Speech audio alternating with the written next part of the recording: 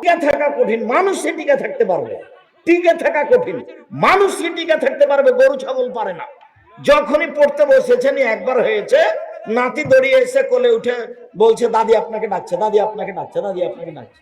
তাড়াহুড়া করে আপনি চলে গেলেন, পড়াই ভুলে গেছে। এটা হলো পরিবেশ, পরিস্থিতি।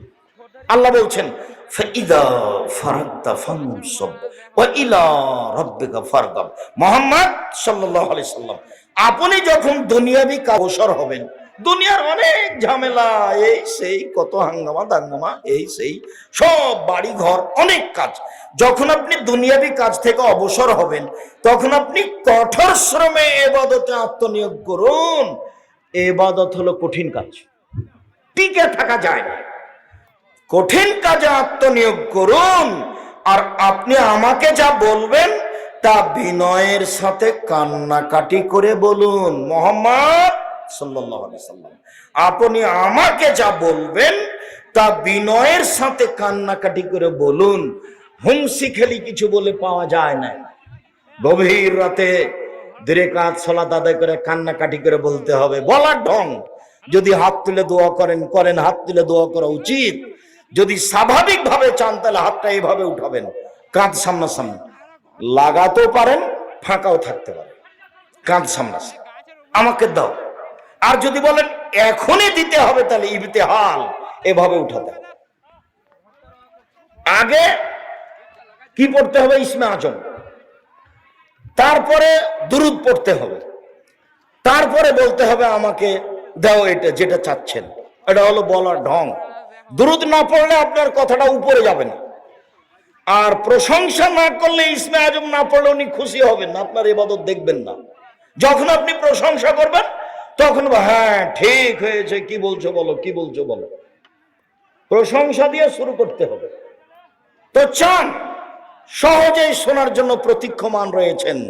সম্মানিত দিনী ভাই বোন, সূরা ইখলাস 3 বার পড়েন, নিজেকে বাঁচান। কোরআন মাজিদ আপনার পক্ষে কথা বলবে। রাতে সূরা মুলক পড়ে শোন, তাহলে কবরের শাস্তি হবে না, মাপ। রাতে আয়াতুল কুরসি পড়েন, তাহলে আল্লাহর পক্ষ থেকে একজন পাহারাদার থাকবেন। এই যে পাহারাদার আছে। কেন? আপনি কি পড়েছেন ভুলে গেছেন। আরে আয়াতুল কুরসি, আয়াতুল কুরসি বুঝেন না নাকি? আয়াতুল কুরসি পড়লে আল্লাহর পক্ষ থেকে একজন ফেরেশতা কি থাকবে? পাহারাদার। কতক্ষণ পর্যন্ত? সকাল পর্যন্ত। লা ইয়াকরুবুকা শাইতান, শয়তান তোমার পাশে যাবে না।